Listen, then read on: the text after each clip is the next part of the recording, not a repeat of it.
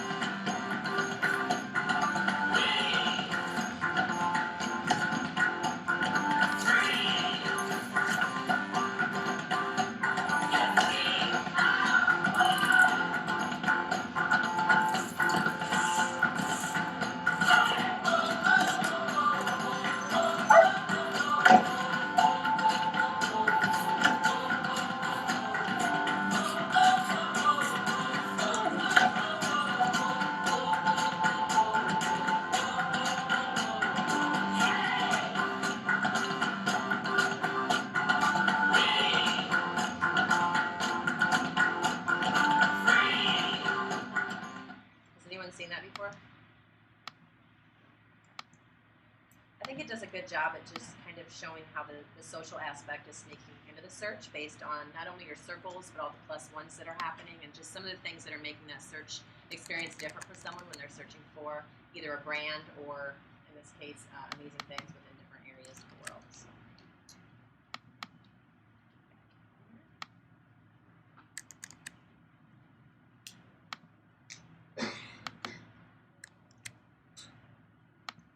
Okay, so in the last 15 months, here are just a couple of things that I wanted to highlight that I thought were pretty important.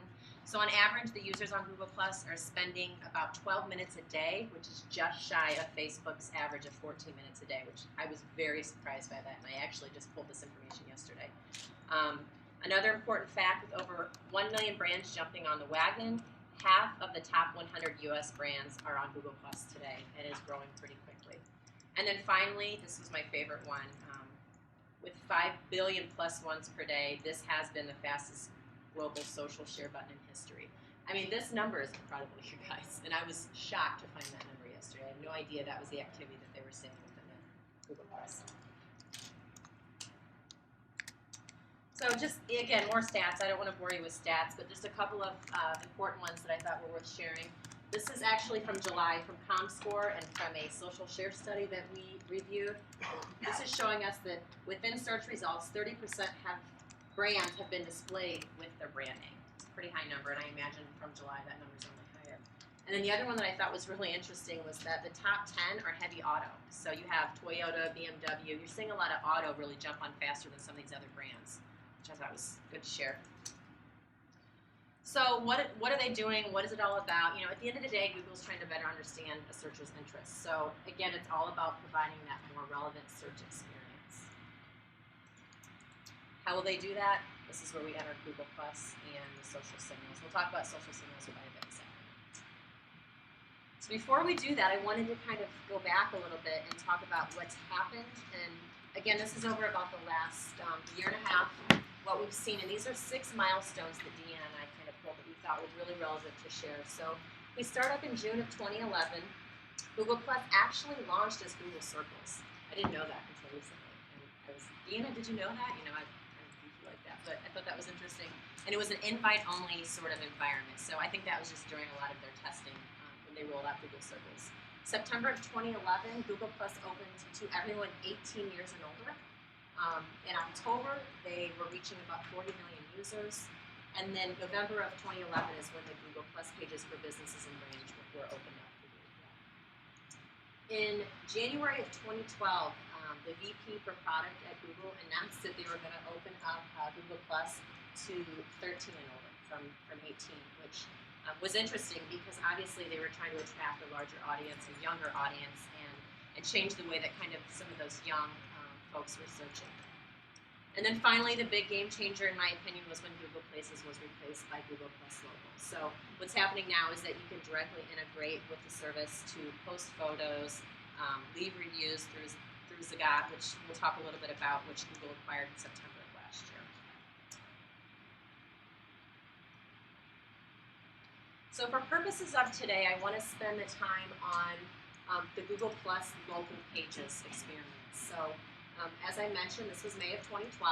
Here are kind of the key components that we'll spend some time on. So the Google Plus pages are no longer static. The local pages are more social, specifically for search. The integration of Zagat reviews, and then just being mobile friendly. Android was the first to be rolled out for Google Plus Local, and now it's available on all iOS as well. So this is what it looks like. This is what we knew as Google Places. Business owners could go in and actually claim their Google Places page. I'm going to have a hard time getting all these out. What happened from there is that Google Plus developed what they were calling their brand pages. So, this experience was much more static, meaning that there wasn't a lot of user experience that was happening. You couldn't leave a review. It was really just an opportunity if you were a business owner to talk about who you were. You could put your website. These do exist still. So the business pages do exist, and when we were talking about the merge, that's what's happening. Either you have a business page, a local page, or you've merged the two. So Google has made it very complicated for not only us here in the space, but for business owners to actually understand what's going on and try to develop a strategy around it. So this is the introduction of the Google Plus local page. So again, this is the environment where you can actually leave reviews. So you'll see here on the side rail when you're in Google Plus, this local functionality is what's new. And then you'll see here within this page, and I'll show you an example of our SIM Partners page, kind of a comparison between the two. The introduction of the Zagat reviews, and then just, the map component, as we know with what's happened with Apple Maps in the last 2 weeks. There's a lot of development with maps. Actually, Adam's done a lot of speaking and writing about what's happening with maps within Google and Apple as well. But this is basically what the Google local page looks like. The merge. This is where I might need Dan's help, because he actually lives in Leeds every day. Okay, so this is what we're calling the Google Plus business page on this side. And this is what we're calling the Google Plus local page on this side. So cosmetically, you're going to see some differences. On the business page here, you just see kind of one image here, and then we've got some business information. You've got the map, and then all the people in your circles. On this side here, you have the ability to put different photos and actually make some sort of imagery through different photo options. You still have the map, but again, what's important to pay attention to is the About functionality, clicking into the About functionality, and then actually seeing the review experience within it. Any questions between the two pages? Insight, feedback? Would you suggest making a local page if you're Yes. So, so what used to be called Google Places was you had the ability to go in through what we call a bulk upload. Yeah, so if you're a national brand with multiple locations, let's say 1,000, there were ways within Google Places to be able to update all the listings at once. And and that's functionality that still exists and you still need to do through Google. There's no Google Plus page. So having a Google Plus local page for your national brand, especially if you have multiple locations, makes a lot of sense. And even if you don't, it's the primary source of data for people trying to find your business here. So if you have people coming in from out of town, making sure that you have, when somebody does a search for your national headquarters, you want to make sure that there's as much information as possible. Well, and mobile's changed that entire experience because it's getting down to a hyper-local level, So think about, we do business with a large insurance company. So at the time, they had one Google Plus page for the brand.com level. However, through Google Places, we were optimizing for all of their locations, 12,000 plus. So in May, when everything kind of happened with with that much notice, all of the Google Place pages turned into Google Plus local pages. So they went from having a brand page to having 12,000 local pages, which is good and bad, right? Because they were working closely with us and we were able to go in and actually start optimizing and do a lot of things that put them in front of their competitors, especially when it came to search results. Because Google can recognize through an IP address now, whether you're on a mobile or smartphone or just on a desktop where you're searching from without any Gmail modifier. So short answer is absolutely yes, but it's just how you actually go about doing it. Where are web-based companies want to It's still okay. So that's a fair point. You can click on your Google Plus local listing and not display our address. It still has influence in how we rank. Yeah. So yeah, for no other reason. That's a good one. Any other questions? So this is what it will look like once it's merged. It's interesting because we use the meatball shop because there's so many problems with the merge. It's hard to find a listing that actually within a couple of hours doesn't change. So the Sim Partners page as an example, as we mentioned earlier, actually merged and then came out of a merge again. So right now it's sitting unmerged, correct? Or maybe you're seeing bits and pieces of each page in one page. It's very complicated. It's still a verified page, and we still have some of the perks of having a verified page. Right. But we don't have our reviews showing up in the About tab right now. And then we have a separate page that's showing up as well with the reviews on it. Right. So, my question to Deanna a couple of weeks ago was, well, why even go through the process of merging if there's all these problems?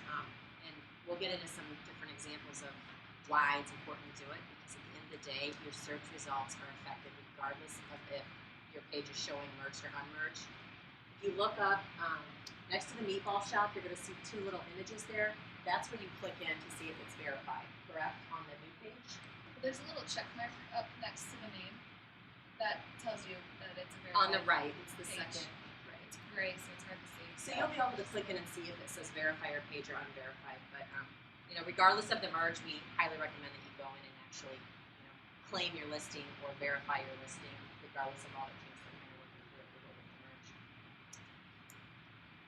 This is a fully integrated page again, so I don't want to beat a dead horse, but this is the local piece of it. We actually just discovered the other day that you can kind of play around with this. You can pull images out. You can move the local to the top of the home. I mean, just user experience, I'm sure they're just testing out, but this is an example of a fully integrated local page. And as I mentioned earlier, this About tab is where you're going to actually click in to see the reviews.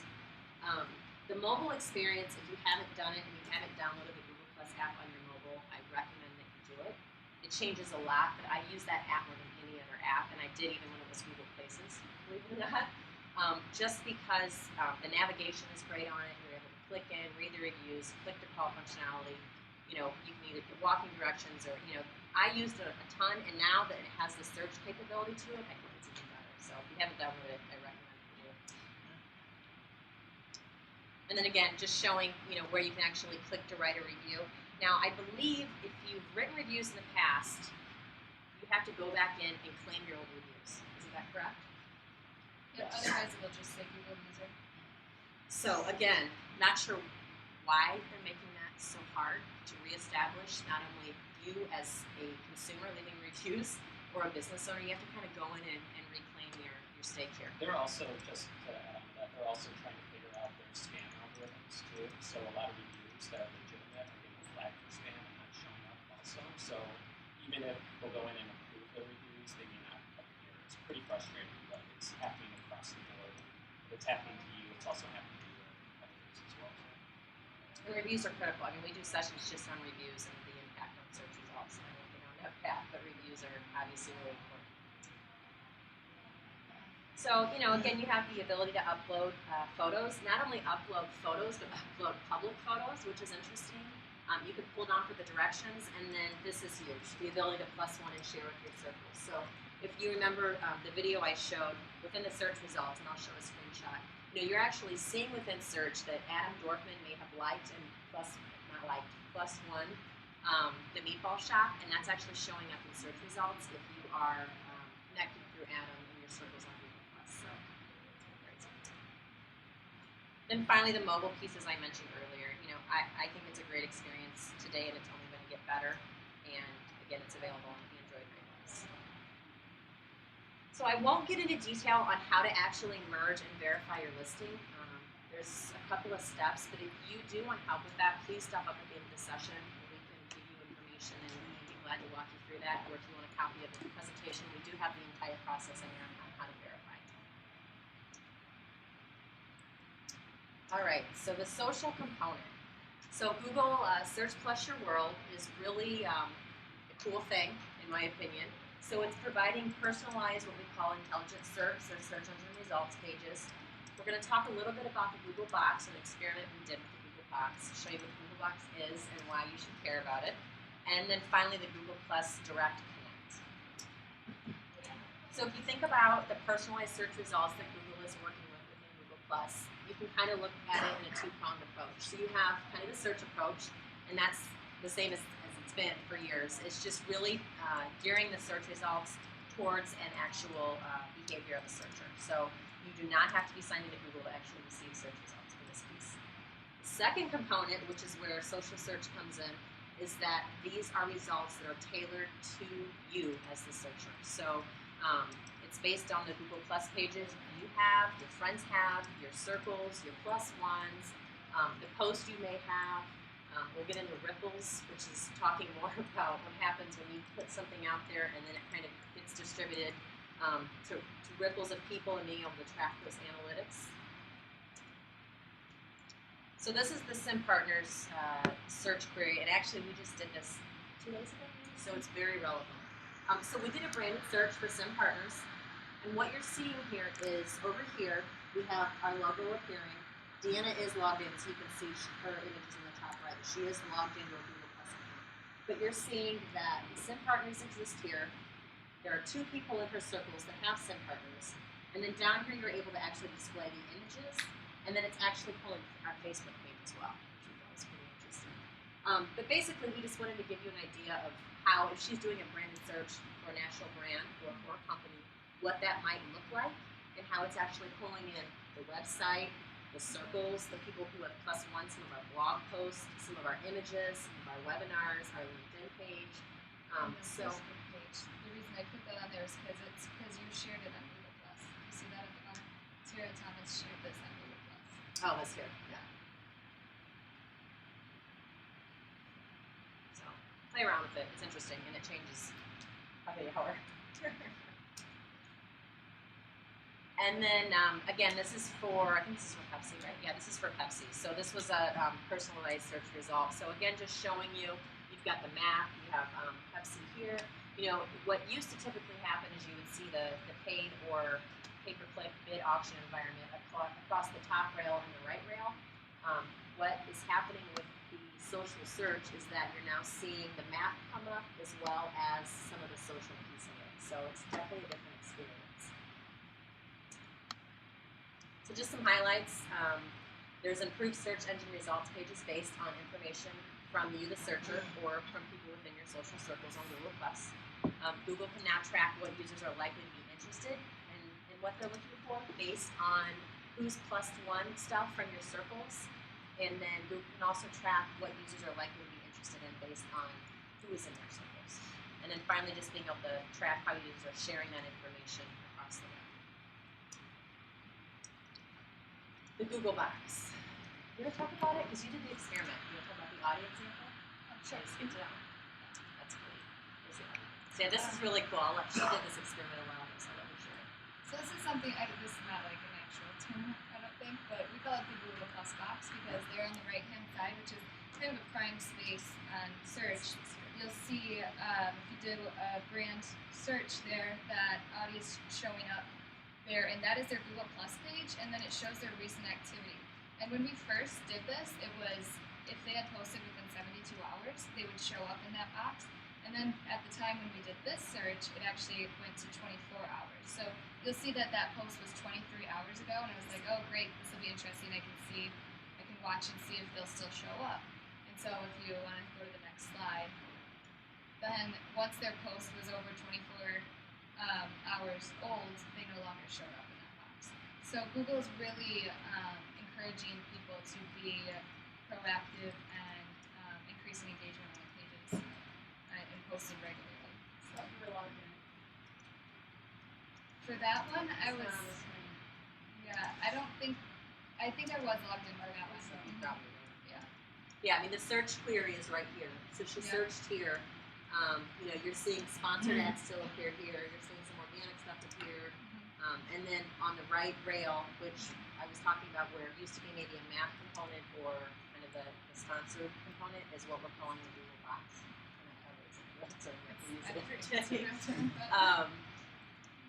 But it's interesting because if you have not verified or claimed your listing, you won't even have a chance of getting in spots. That's key takeaway today. I mean, it's really, really important. That's the biggest reason, in my opinion, to go on and kind of claim your page and make sure you verified your local and your business page. Not only that, and I'll share this at the end too, but to Deanna's point, you have to post every 24 hours. The spot is going to be hot real estate once more people are on Google Plus. So is that replacing the paid ads? It is. Or do they just get pushed down? They get pushed down, right, to the. For Depends on the some, search, it too. depends on the search term. If Google's gonna make a lot of money on the search term, then they're gonna put the ads there. It's been right. Yeah. So Like if you were to do a search for casinos or something like that, even the top online casino site is probably not going to like a little Google box in there because they use too much money. You won't see it all the time. It is unique depending on what you're searching for. It's a great question. But for brands like Audi, it's really important because I wouldn't be surprised if a lot of their competitors are bidding on their brand terms, and it's a way to really push like BMW from showing under Audi searches.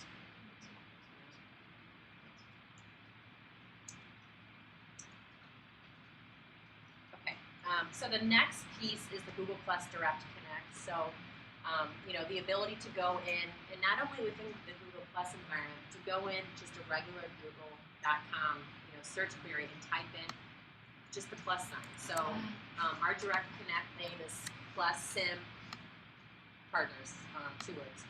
So what happens in this experience is that you can actually, this example is Coca-Cola, so you're direct connecting to Coca-Cola through the search query, and it's auto-populating their brand page. So that's the opportunity too. If you've claimed and verified your information to appear above your competitors, and again, this is a brand search, it's a little bit different experience, but it does show you kind of the power behind the brands who are actually utilizing Google Plus today and appearing through a direct connect. Does anyone has anyone used the direct connect before when doing a search? It's hard to get used to, but now that I do it, I always do it. Yeah. It's interesting, which is something to share. It's pretty cool. And then the final piece is the enhanced ads. So this is really the pay-to-play approach. I wanted to share this because this is from the Senior Vice President of Engineering at Google. And I won't bore you with reading it all, but he's just really talking about, you know, what the competition is doing when it comes to pushing out paid display ads or pay-per-click sponsored ads into the social streams, and how he thinks that that's not really a smart tactic. And then he goes on to say that, you know, they're further down the funnel. So basically, when a consumer is ready to purchase, at the time of purchase, that's where Google has the upper hand, because they're calling commercial intent is what they call search. So I just thought that was worth sharing. They definitely feel that by the strategy they're taking with Google Plus, that consumers are further down the funnel when they're getting ready to make a purchase. Here's examples of how Google Plus enhanced ads work. So basically, you can link your Google Plus page to your Google AdWords account, which is the bid environment. So in this example, you see Hotel Chicago. You're seeing over here, this is how many people have plus one'd it, and actually tying that back to an ad and showing what other people have plus one'd it. So it's again taking the social piece, the search piece, and tying that together within the kind of pay-to-play environment. Oh, one last thing I want to point on this one. We've also seen that click-through rates are increasing by 5 to 3% when they're tying this to their AdWords account. That's interesting. And again, this is just how to set up a Google Plus enhanced ad. If you guys are interested in it, we'd be happy to sit down with you and show you how to navigate through that space.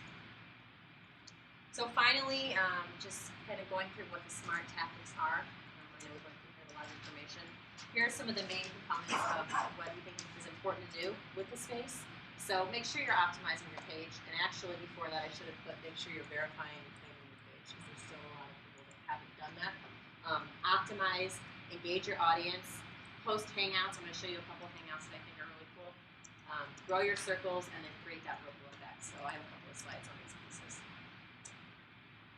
So some tactics for optimizing. Make sure that you're using your main profile image as something that people recognize about your brand. A lot of times you'll see this as like a logo. So like the Coca-Cola logo, the Pepsi logo, we have our Sim Partners logo here. It's fun to add a series of photos here that talk a lot about your actual brand or organization. So, at Sim Partners, we are all about core value and culture.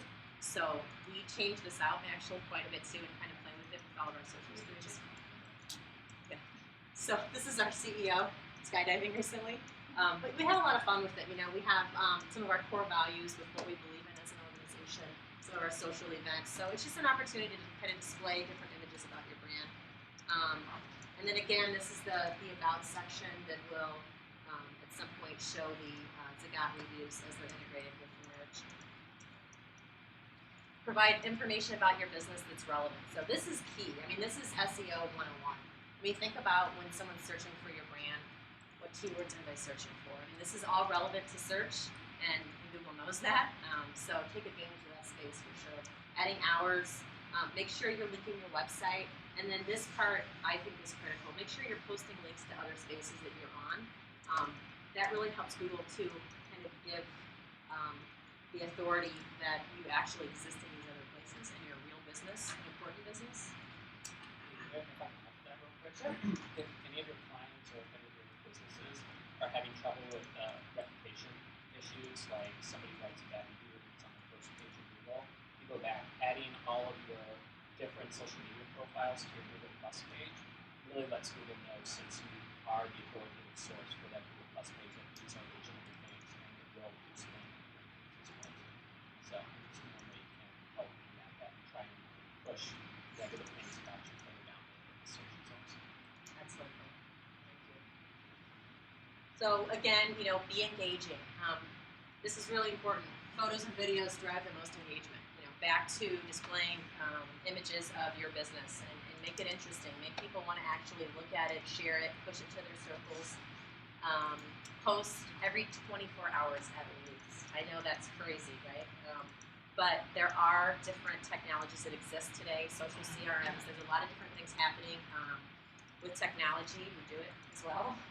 That allows you to make that more automated and scalable for several locations if you have hundreds of thousands of different locations. Post Hangouts. If you have not gone on and posted a Hangout, even just going on and just playing around with it, please do it. We've had so much fun with it. We've done it with our staff, and it's just been a lot of fun. I will tell you, we were kind of nervous when we first did it, and Deanna kind of led the charge with that. But if you haven't done a Hangout, please do it. And there's a slide coming up that talks about why it's so important, because the content is still king, even with a Hangout. And then share posts from your circles. So, it's been challenging to grow circles, and we have found that the circles are really impacting search results as well. So one way to try to grow your circles is to share posts from not only your circles, but other circles as well. So, there's days that I'll try to just kind of go on and engage with people to get them to kind of come into our circle, and then push out content that way as well. All right, Hangouts. So just quickly on Hangouts. I love Hangouts. So these are just a couple of screenshots. Right now we have some featured Hangouts. I pulled these yesterday. So obviously with election and all these different things happening, we've got a lot of stuff with Obama that he's doing with Hangouts. We have Conan O'Brien's over here. So you're seeing a lot of politicians, athletes, entertainment. These are really the people that are kind of embracing Hangouts, and rightfully so. I'm seeing a lot of sponsored Hangouts. So I'll give you an example from last year. The NFL Draft, Lids Hats, a retail store in every mall, partnered with the NFL Draft and did a Hangout. There was a lot that happened with that. I got a lot of press because that was one of the first brand Hangouts that sponsored and happened. But a lot of search component came out of that as well, which I thought was interesting. If you get a chance, Google Lids Hats and the NHL Draft or NFL Draft. The other thing about Hangouts, there's the new functionality Hangouts on Air. So the regular Google Hangouts allow you to connect with like 9 other people, so 10 total. And you can record it, you can put it on your YouTube channel, just go to get that someone, right?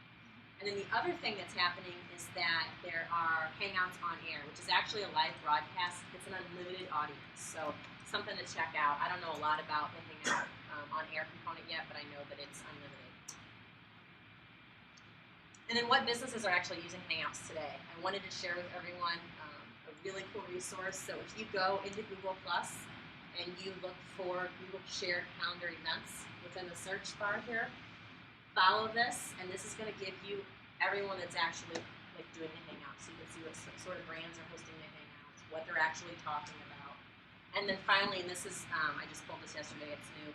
If you go to googleLiveEvents.com, you can actually, if you have an event that you want to kind of push out into the universe, you can go onto that website and enter your Hangout so that people can actually join. And Mashable, I'm a big fan of Mashable. Mashable has a page. It's mashable.com. I've got the URL back here, but what they do is they actually list the Hangouts as they happen. So you can actually go in, you can like it, you can tweet it, you can +1 it. This all has social components to it. There's a lot that goes into this piece as well. And then this is an example I wanted to share of a brand. So this was yesterday. So Cadbury announced that they were doing a Hangout. I thought this was interesting because this quote down here I thought was pretty powerful. So, you know, they get it. They've done Hangouts. They actually did an on-air Hangout, so it was unlimited. They've played around with it quite a bit. And what they're seeing now that they've kind of built this big community on Google Plus is that not only are they paying their fans back for being loyal to the brand, but they're actually seeing increased activity on their Google Plus page, rankings, and website visits. So, you know, it's hard to really measure the ROI of this yet with any social, as you guys know. But I thought this was a really good example of a brand that's really embraced it, and they're actually seeing a direct impact from even just the Hangout piece of it.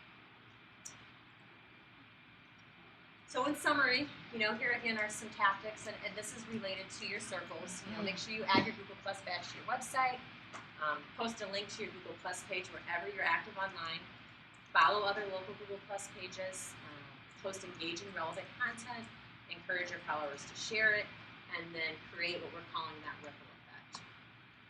This is just a little bit about what the ripple effect is. So, you know, this is really just giving you the analytics and the tools to see who's actually sharing your content, and find out, you know, who these people are and what are they sharing. I mean, what content are you putting out there that actually people like and they want to share with other people? The ripple effect is pretty cool. So in closing, some key takeaways. You know, local search is social search with Google Plus. So hopefully I share some perspective on that today and why I think it's becoming even more social. Your Google Plus local listing is no longer static. As I mentioned earlier, the business page was a pretty static listing. The new local listings are more in tune with search and reviews. Ignore Google Plus at your own risk. I encourage all of you to get on there if you haven't. And then, you know, lastly, just make sure you develop a social strategy now and prepare for tomorrow, because it's only going to get bigger. That's it.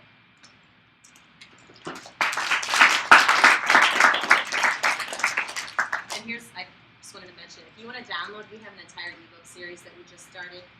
This one you can download in our resource center. We actually have some handouts here if anyone wants to grab one. We brought a couple of just printed versions, but a lot of the information I covered today we can find in our ebook resource. So with that, I'll turn it over to questions or feedback. Questions from anyone? So where's Google, where do they want these to be merged agencies? Or are they going to, what do you do on that? Yeah. So, you know, what was Google Places? The intent was to move from Google Places to what is now Google Local. But what they did, which we spent a lot of time talking about, it's really confusing, is they went from Google Places and they created these, what they're calling business pages. So just that static page, I think just trying to drive traffic to Google Plus, while when the traffic wasn't driven like they thought it would be driven, they just cut off Google Places, and they're kind of forcing advertisers and consumers to go to Google Plus Local, which is what we call Google Local. Ultimately, that's all. Ultimately, yes. If I had to guess, that's how it's going to play out. Yeah, it is. And, you know, Google has needed business information. Google Places has existed for 5-6 years now. Google Plus is something that's what they're using, right? So when Google Plus launched, it was originally just for individual users, and quickly businesses said, hey, we want to be able to engage in Google Plus, so they created Google Plus business profiles. Now, at that point, all of these companies had a Google Places online listing account and a Google Plus business profile, right? So it's two separate databases, and now Google's trying to merge them together, and they're running into a whole lot of issues. Well, and I've had a lot of people ask too, if you went on and claimed a Google Places page, which a lot of people actually did in the past couple of years, you still have to go into the new space and reclaim your space again. And that's really just their way of changing up search. I mean, they've made it very hard to keep what you've worked so hard for, and they can do it. So Google. So. And clearly, Google sees Facebook as a huge threat right now, because Facebook is able to, when you see those sponsored posts on Facebook, those sponsored ads that maybe two of your friends like a certain company, and all of a sudden right in your profile, it's your two friends like this. That's very powerful. It is for me, at least, and you're used to a lot of things that I normally wouldn't have been able to. Facebook has so much information like that. They haven't even begun to monetize, what they can possibly do with that information. So all these analysts googling their, how much money they're making and stuff. It's really them just, they could make so much money if they wanted to. Google has none of that data right now. So by them forcing businesses into Google Plus, because they're going to be the ones that are really just going to be pushing out content and trying to get people to engage with them and things like that, because it's going to help their search results. It's really them trying to get as much consumer and individual Google Plus profile data as possible, so they can start doing the same sort of things that Facebook is doing. Well, and the rivalry is really driving a lot of it, unfortunately, even with the mobile component. So, like with the release of the Apple Maps into iOS 6, they're having obviously a lot of issues with that. She was I met her for lunch today, and she's like, Apple Maps is killing me. I cannot find where I'm going. I'm walking around in circles, And so when she got there, I showed her, I'm like, if you go on your iPhone into the Google local app, you can navigate the same way. So, I mean, again, that's just me as an advocate user of that app, and now her having the iPhone with iOS 6, not knowing, going into the Apple Maps, I mean, it's that rivalry, and that's going to continue to drive, unfortunately, the business model. Just the way it is. So. Any other questions?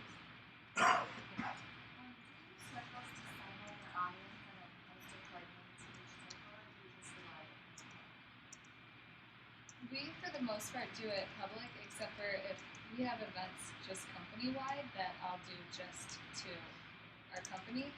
But I could see how for a really big brand, it makes sense for them to segment it however, different areas maybe, or however they want to do it. But for us, it's easy for us to just do public posts.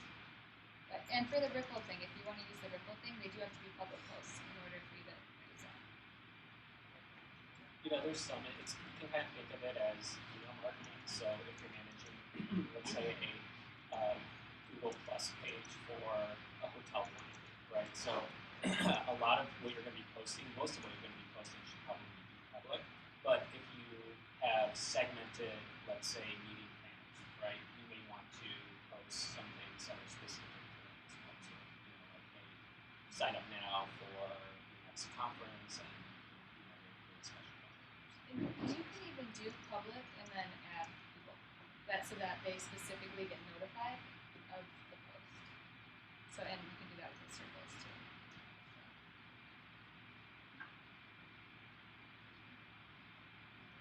Thanks, you guys. Thanks for being here. We appreciate your time.